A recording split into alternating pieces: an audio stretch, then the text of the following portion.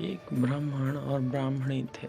वो 7 कोस दूर गंगा जमुना स्नान करने जाते थे। रोज इतनी दूर आने जाने से ब्रह्मणी थक जाती थी। एक दिन ब्रह्मणी कहती है कि कोई बेटा होता तो बहू आ जाती। घर वापस आने पर खाना बना हुआ तो मिलता, कपड़े धुले हुए मिले। ब्राह्मण कहता है कि तूने भली बात बताई, चल मैं तेरे लिए बहू ला ही देता हूँ। ब्राह्मण फिर बोला कि एक पोटली में थोड़ा सा आटा बांध दे, उसमें थोड़ी सी मोहर शर्फी डाल दे। उसने पोटली बांध दी और ब्राह्मण पोटली लेकर चल दे। चलते चलते कुछ ही दूर पर एक गांव में जमुना जी के किनारे बहुत सारी सुंदर लड़कियां अपने घर बनाकर खेल रही थी। उसमें से एक लड़की बोलती है कि मैं तो अपना घर नहीं बिगाड़ूंगी, मुझे तो रहने के लिए ये घर चाहिए। उसकी बात सुनकर ब्राह्मण के मन पे वह लड़की छा गई और मन ही मन सोचने लगा, बहू बनाने के लिए यही लड़की ठीक रहेगी। जब वह लड़की जाने लगी तो ब्राह्मण भी उसके पीछे चला और जब वह लड़की अपने घर पहुंची तब बूढ़ा ब्राह्मण बोला, बेटी, कार्तिक का महीना है, मैं किसी के यहाँ खाना नहीं खाता। तुम अपनी माँ से पूछो कि मेरा आटा छान कर 4 रोटी बना देंगी क्या? यदि वह मेरा आटा छान कर रोटी बनाएंगी तभी मैं खाऊंगा। लड़की अपनी माँ को सारी बात बताती है। माँ कहती है कि बेटी, बाबा से कह दे कि रोटी में 4 रोटी वह भी खा लेंगे। लेकिन लड़की कहती है कि नहीं माँ, बाबा ने कहा है कि मेरा आटा छान कर बनाओगी तभी खाएंगे। तब उसकी माँ कहती है कि ठीक है, जा बाबा से कह दे कि अपना आटा दे दे। उसने आटा छाना तो उसमें से मोहर और अशर्फी निकलती है।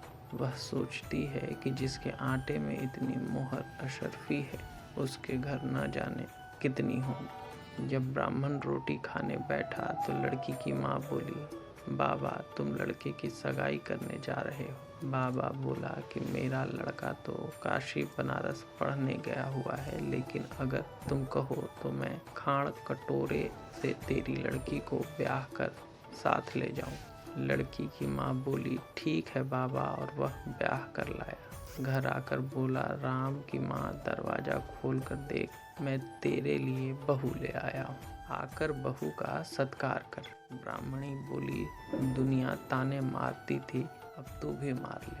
हमारे तो 7 जन्म तक कोई बेटा बेटी नहीं है, तू बहू कहाँ से ले आए? ब्राह्मण बोला, ना तू दरवाजा तो खोल। ब्राह्मणी ने दरवाजा खोला तो सामने बहू खड़ी देखी। तब वह आदर सत्कार से बहू को अंदर ले गई। अब जब ब्राह्मण ब्राह्मणी नहाने जाते तो बहू घर का सारा काम करके रखती, खाना बनाती और सास ससुर के कपड़े धोती, रात में उनके पैर दबाती। इस तरह से काफी समय बीत जाता है। सास बहू को सीख देती है कि बहू, चूल्हे की आग न बुझने देना और मटके का पानी खत्म न होने देना। एक दिन चूल्हे की आग बुझ गई। बहू भीगी भीगी पड़ोसन के घर गई और बोली, मुझे थोड़ी सी आग दे दो, मेरे चूल्हे की आग बुझ गई। मेरे सास ससुर 4 बजे से बाहर गए हुए हैं और वे थके हारे वापस आएंगे, मुझे उनके लिए खाना बनाना है। पड़ोसन कहती है, अरे तू तो बावली है, तुझे तो ये दोनों मिलकर पागल बना रहे हैं। इनका न कोई बेटा है और न ही कोई बेटी। बहू बोली, नाना आप ऐसे मत बोलो, क्योंकि इनका बेटा काशी बनारस पढ़ने गया है। पड़ोसन फिर बोली, अरे तुझे ये झूठ बोल कर लाए हैं, इनका कोई बेटा नहीं। अब बहू पड़ोसन की बात में आ गई और कहने लगी कि अब आप ही बताओ मैं क्या करूं। पड़ोसन कहने लगी, करना क्या है, जब सास ससुर आए तब जली फूकी रोटी बना देना, आलूनी पलूनी दाल बना देना, खीर की कड़छी दाल में और दाल की कड़छी खीर में डाल देना। बहू पड़ोसन की सारी सीख लेकर अपने घर आ गई और जैसे ही पड़ोसन ने बताया वैसा ही करने। जब सास ससुर घर आए तब फूफो का कोई आदर सत्कार बहू ने नहीं किया और ना ही उनके कपड़े धोए। जब सास ससुर को खाना दिया तो सास बोली, बहू ये जली फूकी रोटी क्यों है और दाल भी अलूनी है। बहू पलटकर जवाब देती है, आज यही खाओ सासू जी। अगर एक दिन ऐसा खाना खा भी लिया तो तुम्हारा क्या बिगड़ जाएगा। मुझे तो जीवन भर अनूठी रहना है। बहू की बातें सुनकर सास बोली कि आज तो बहू ने अच्छी सीख नहीं सीखी है। अब बहू फिर से पड़ोसन के घर भागती है और कहती है, अब आगे बताओ कि मुझे क्या करना है। पड़ोसन बोली, अब तुम सातों कोठों की चाबी मांग लेना। अगले दिन जब सास जाने लगी तो बहू अड़ गई कि मुझे तो सातों कोठों की चाबी चाहिए। तो ससुर कहने लगा कि दे दो इसे चाबी, आज नहीं तो कल चाबी इसे ही देनी है। हम आज हैं कल नहीं, इसलिए चाबी दे दो। सास ससुर के जाने के बाद बहू ने कोठे खोलकर देखे तो किसी में अन्न भरा है, किसी में धन भरा है, किसी में बर्तन भरे, सभी में अटूट भंडार भरे पड़े।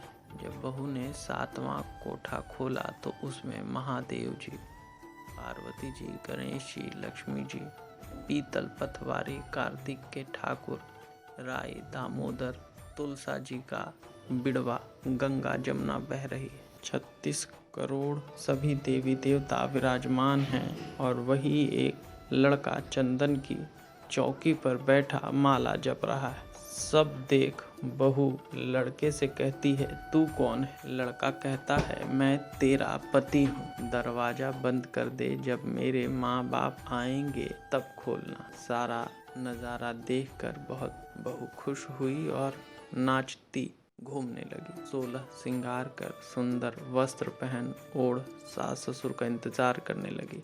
उनके लिए 36 प्रकार के पकवान बनाकर रखे। सास ससुर जब वापस आए तब उसने उनका बहुत आदर सत्कार किया, उनके कपड़े धोए, पैर दबाए। बहू सास के पैर दबाने लगी और कहा, माँ जी आप इतनी दूर 12 कोस यात्रा करके गंगा जमुना का स्नान करने जाती हैं, थक जाती हैं, तो घर में स्नान क्यों नहीं करती।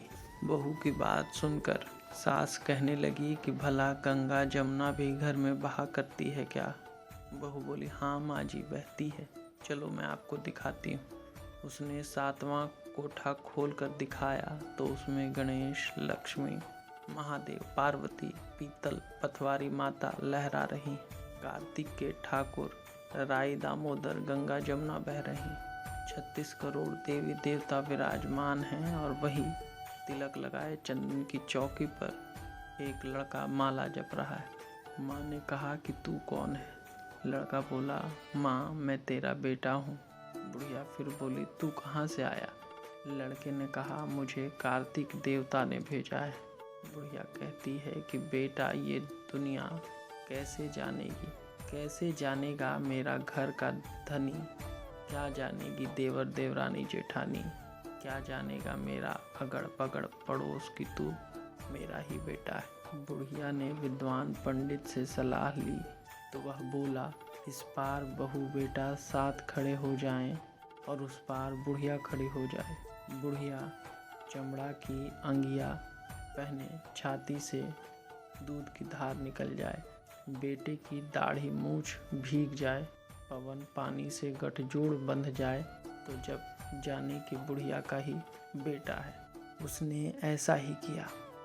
चाम की अंगिया फट गई, छाती में से दूध की धारा निकली, बेटे की दाढ़ी मूछ भीग गई, पवन पानी से बहू बेटे का गठजोड़ बंध गया। ब्राह्मण ब्राह्मणी की खुशी का पार न रहा, वे बहुत खुश हुए। हे कार्तिक के ठाकुर, राय दामोदर भगवान ने जैसे बहू बेटा उसको दिए वैसे सभी को देना।